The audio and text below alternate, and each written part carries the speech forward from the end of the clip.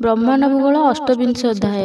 अर्जुन उवाच अर्जुन शुणी कृत कृते शिरे जोड़इबेनि हस्ते जेसन जल बिंब जले रूप प्रकाशे वायु बले केमंते जल बिंब हेला वायुरे प्रकाश होइला विराट पुरुष से कही सेठारे प्रकाश हुई भकत बंधु तुम्हें हरि कहिब भूगोल विस्तारी।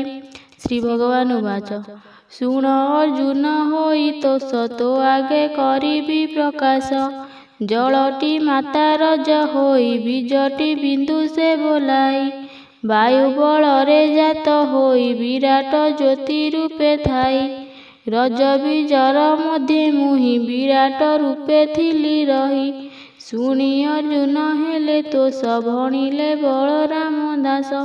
इति श्री ब्रह्मांड भूगोल वर्णने हरि अर्जुन संवादे अष्टविंश अध्याय समाप्त।